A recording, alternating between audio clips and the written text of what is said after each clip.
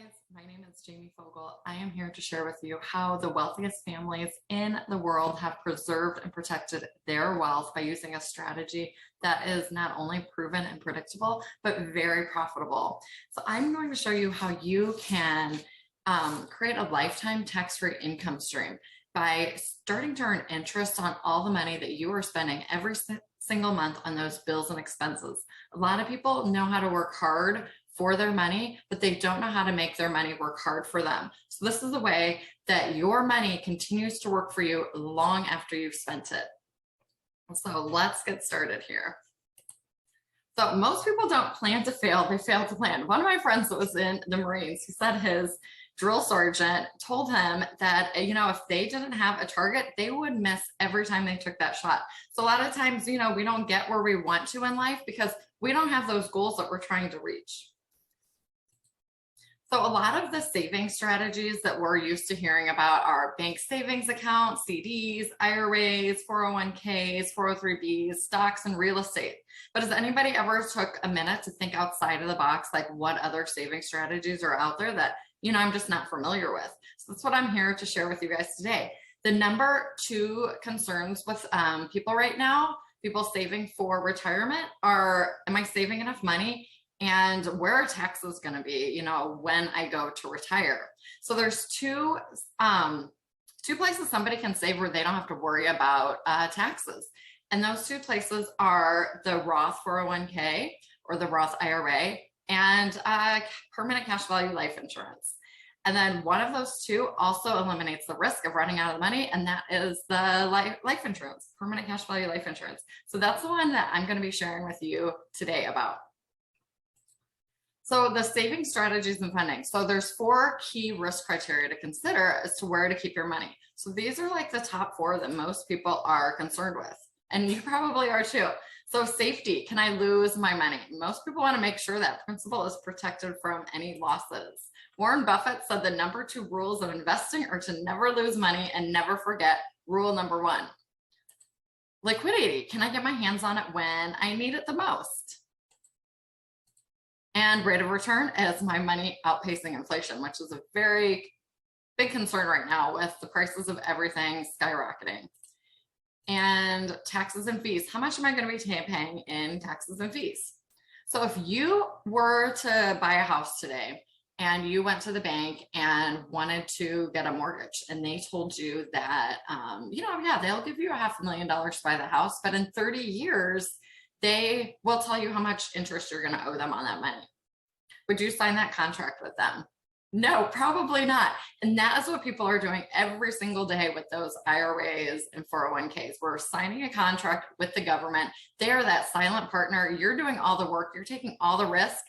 But in 20, 30 years, when you go to retire, then they're going to tell you how much of that you owe them. And right now we're in historical tax rate lows. And most people think with the government spending right now, taxes are going to be extremely higher when most of us go and retire. So I love this slide here. It shows us the where money is typically kept in and the 4 risk criteria that we just talked about. So you can see like which ones check which boxes. We'll just go over a couple of them. You can pause the screen and go through each one individually. 401ks and IRAs, are they safe? No, the stock market could crash and you could lose a good portion of your assets there. So say you had $100 million or $1 million in your IRA and the stock market crashed 50%. You would have $500,000, right? Now, let's say the next day the stock market rebounded and grew by 50%. How much would you have? You'd only have $750,000, right? A lot of people say that they would have $1 million, but no, it would actually take a lot more for you to gain that money back than the stock market dropped. And liquidity, yes, it is liquid once you reach age 59.5, but if you want to access your money before then, you're going to pay 10% penalty. Rate of return does offer a good rate of return. Then the taxes, what we were just talking about. It's like you're going to be paying tax on that harvest at that unknown amount that the Uncle Sam hasn't told you what that's going to be yet. So the strategy I'm going to share with you about is you pay your taxes on your seed when that money is smaller versus your harvest when it is grown.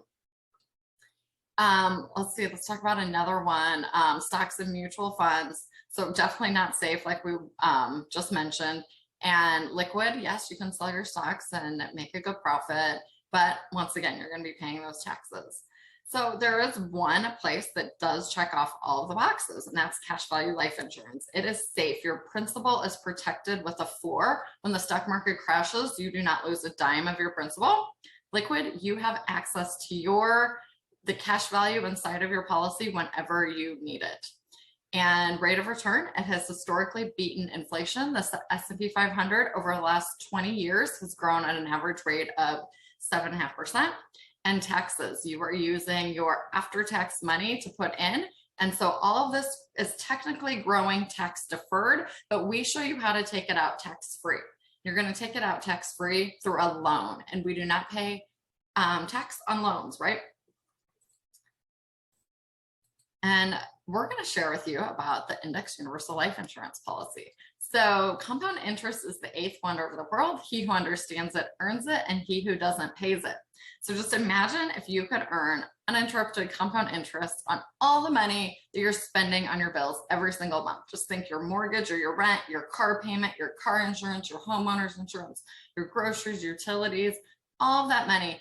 Any lazy money that's just sitting around for 7 to 10 days before you have to pay your bill, you have enough time to put that money through your life insurance policy and position yourself to earn that interest on that money for the rest of your life. So here is an illustration of someone that was invested in the stock market versus somebody in an indexed account. So if you had $100,000 right now, would you want to put on that red line or the green line? The green line, right? It's like the staircase going up. You're not on that roller coaster going up and down, up and down. So you can see they both start off at $100,000 in 1998. The stock market's doing really well. It's actually, the red line actually outperforms the green line. So the index account has caps. So you're limited on how high you can go. So let's say the S&P 500 was at 4,000 points and it grew to 4,400 points. That would have grown by 10%. So you'd be credited 10%. If the cap was, say the cap was 11%, you would still have earned the whole 10%. Say the S&P 500 grew more than 10%, you would have earned the 10%, not the 11 or 12%. But on the flip side, there's the floor, the protection. And say, so in 2000, when the stock market crashed, you can see that green line just stayed where they're at and the red line tanked. And everyone lost like half of their portfolio, right? So now you can see going from 2002 to 2007, red line, they're just like trying to catch up to where they were when the stock market crashed, where the green line is just like moving forward and moving up with the stock market credits. And then again, 2007, stock market crashed again, green line's protected. And it ends on this slide at 2015. You can see the index account is still outperformed being directly invested in the market. This is actually an indexed annuity and the caps are lower. So if this was compared to a life insurance product, it would have looked much better. So where do banks invest their money? In cash value life insurance, because it is predictable, profitable, and what was my other P? Protected. I forgot the other P, but then I mentioned proven, predictable, and profitable. So banks put billions of dollars into life insurance. You can go Google Bully and learn all about how banks use life insurance. And then, like we mentioned before, I'm going to show you how to make money on your bills, expenses, and overhead. There's a little video on here that I have, but it's not loud enough to play it on here, so I'm just going to skip over it.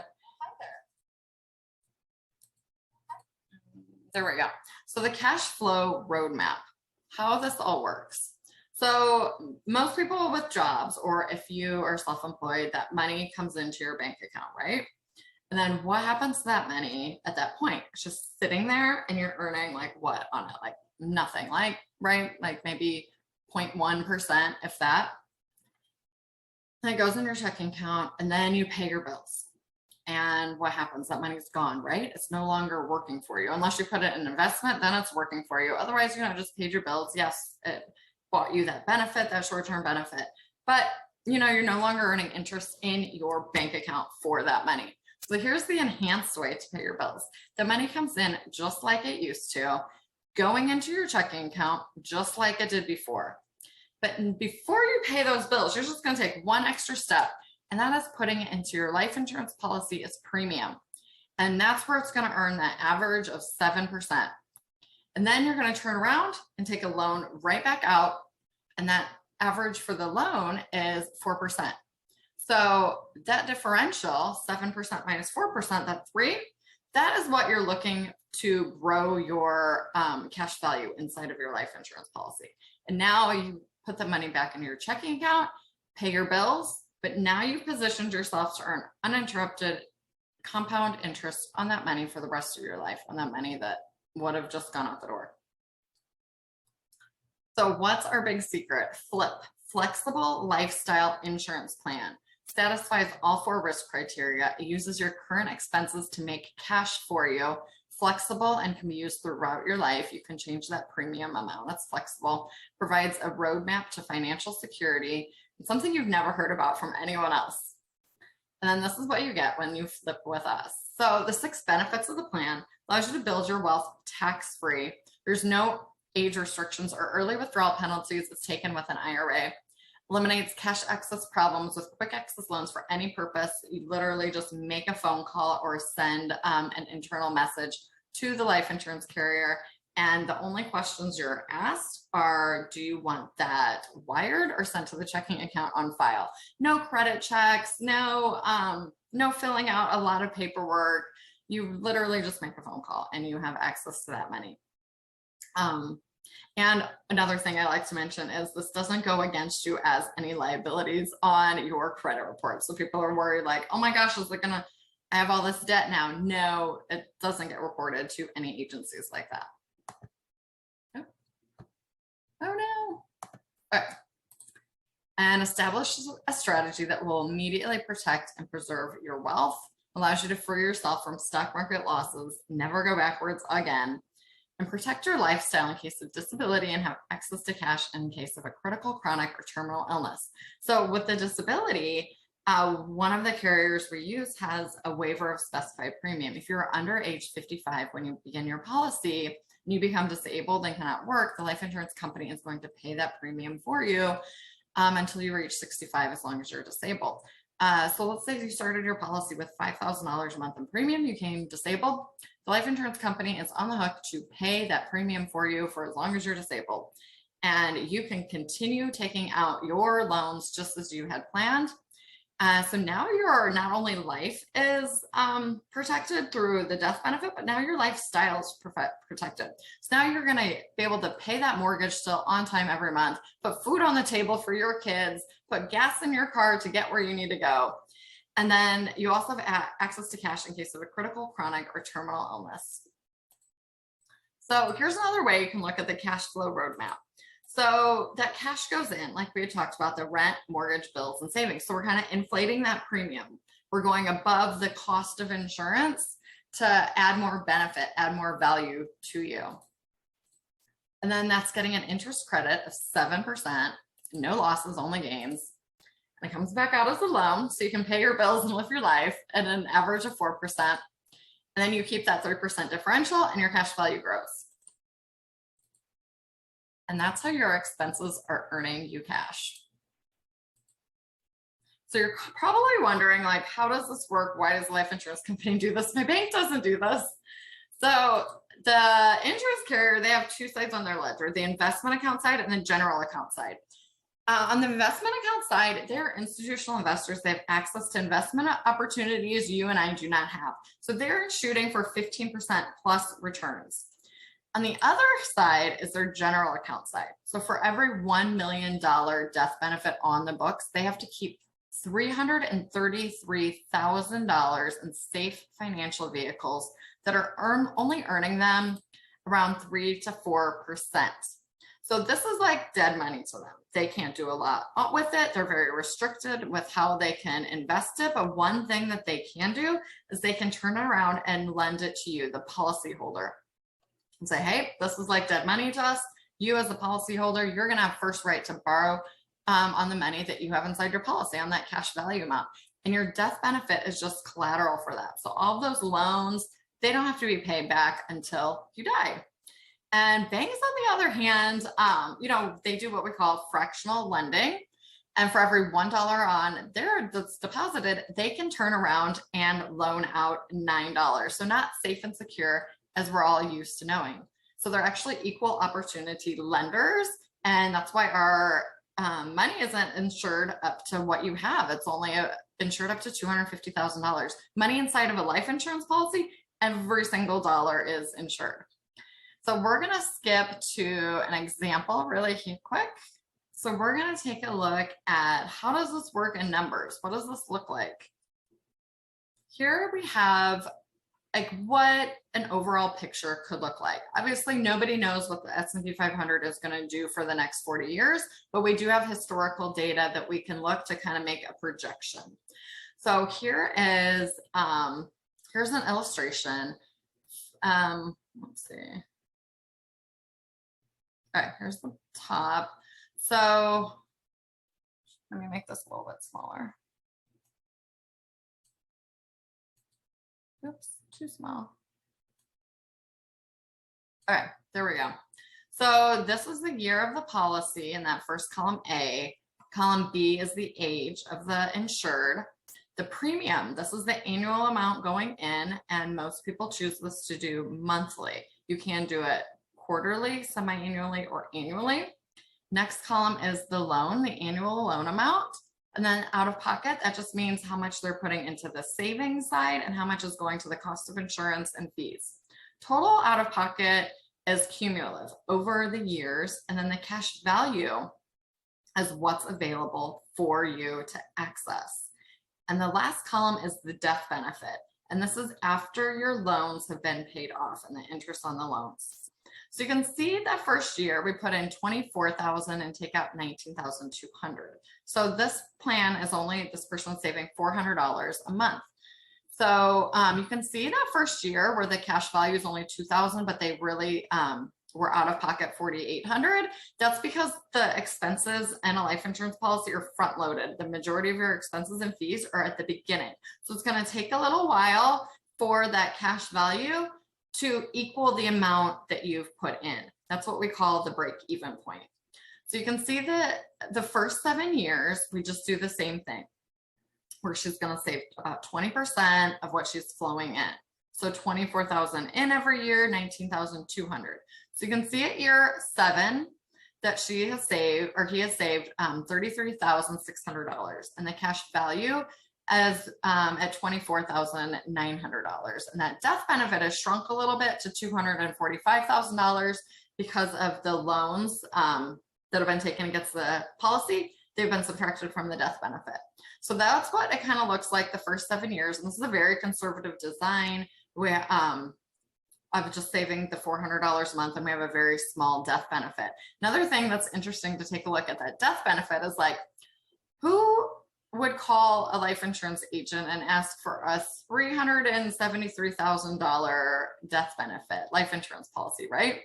Nobody would do that. Like, that's a very particular number, very specific number. And that is why, that's because the IRS actually controls how much money, how much cash you can put in for a certain amount of death benefit. So what we do is we minimize the death benefit so we can get the max cash value growth for our clients.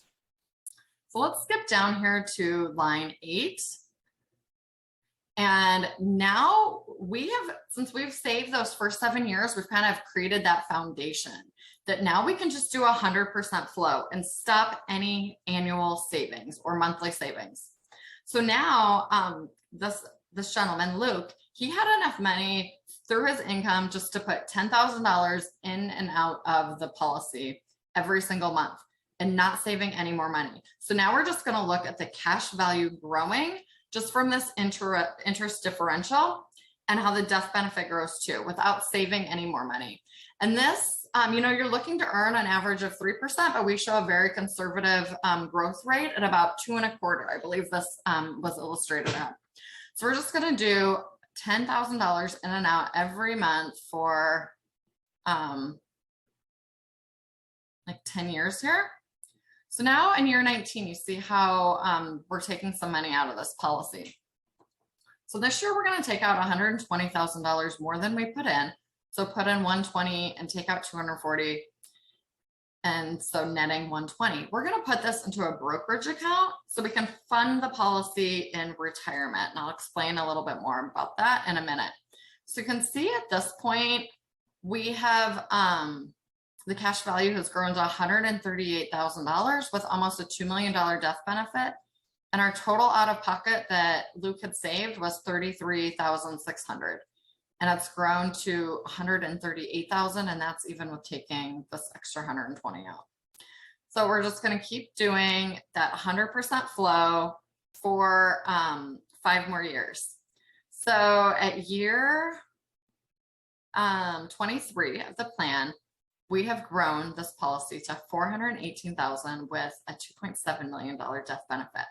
So Luke has reached age 60 and he's ready to take an early retirement. So remember that money we started with that brokerage account.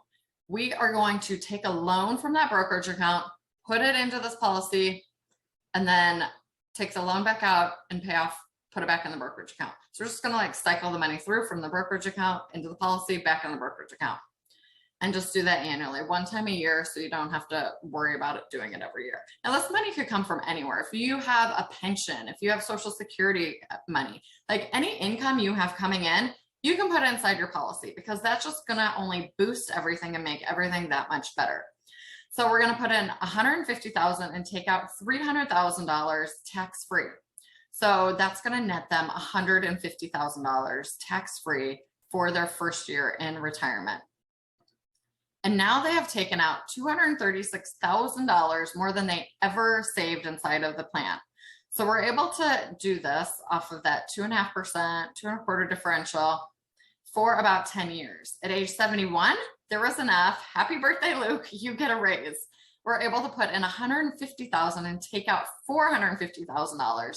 So now they're going to have $300,000 a year in retirement income. So think of what you could do with that money. If you had grandchildren, you could help, them start businesses, the investments you could do with that, send your kids to college. So there's so much more you can do with, that income that you have just from earning interest on all the money you normally were just paying on your bills before. And the death benefit, $3.8 million. So this should be able to sustain itself for 10 years before there's enough money, once again, to give him a little raise. So once again, that $150,000 from the brokerage account, $600,000 loan, and now out of pocket, $450,000. At this point, they've taken out $5 million more than they ever put in. There's still over $250,000 in cash available and a death benefit of $4 million going to beneficiaries tax-free. And then you can see age 85, we're able to boost it another $250,000. Age 93, we're able to boost it another $200,000. Let's say Luke lived until he was 96. And usually when people have more money to take care of themselves, go to the doctor, eat healthier foods, supplement their nutrition, work out, have a coach, you're able to live a healthy